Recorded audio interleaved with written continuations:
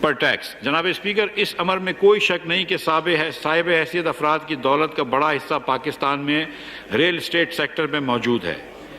یہ دو دھاری تلوار ہے۔ اس سے ایک طرف تو نان پروڈکٹیو ایسٹ جمع ہوتے ہیں اور دوسری طرف غریب اور کم آمدنی والے طبقوں کے لیے مکانات کی قیمتیں بڑھ جاتی ہیں۔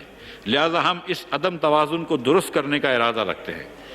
ہم وہ تمام افراد جن کی ایک سے زائد اموویبل پراپرٹی پاکستان میں واقع ہے، چاہے وہ اپنے گھر ہو یا کوئی اور پراپرٹی ہو پاکستان، اور جس کی مالیت 2.5 کروڑ روپے یا 25 ملین سے زیادہ ہو، اس پر فیئر مارکیٹ ویلیو کے 5% کے برابر فرضی آمدن یا کرایہ تصور کیا جائے گا، جس کے نتیجے میں فیئر مارکیٹ ویلیو کا 1% ٹیکس کی شرح مؤثر ہوگی۔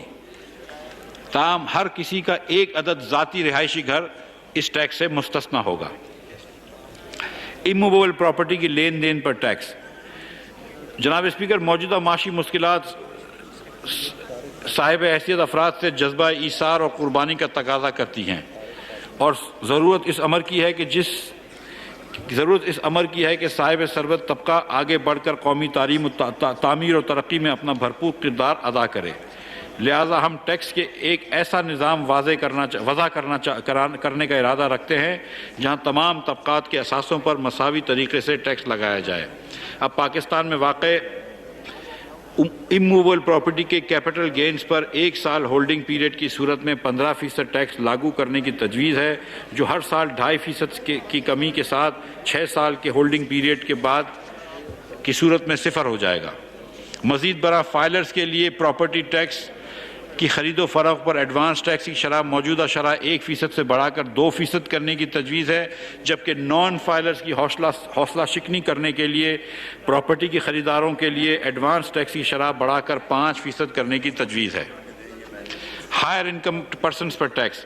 کون نہیں جانتا کہ پاکستان اس وقت سنگین معاشی حالات سے دوچار ہے، لہذا وقت کا اہم تقاضا ہے کہ صاحب جائیداد طبقہ آگے بڑھے اور اپنے وسائل اور آمدن کے مطابق اپنے حصے کا پورا ٹیکس ادا کرے، اہم قومی ذمہ داری نبھانے اور غریبوں کی دعائیں لے۔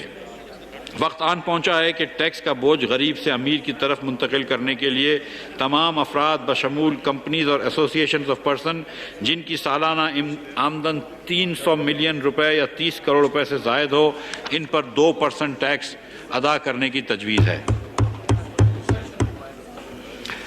لگژری گاڑیوں پر ایڈوانس ٹیکس۔ جناب اسپیکر، صاحب حیثیت طبقے پر ٹیکس کا بوجھ منتقل کرنے کی ہماری اس پالیسی کے تسلسل میں 1600 سی سی سے زائد کی موٹر گاڑیوں پر ایڈوانس ٹیکس بڑھانے کی تجویز ہے۔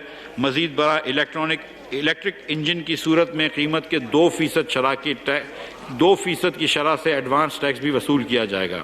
اسی طرح نان فائلرز کے لیے ٹیکس کی شرح موجودہ 100%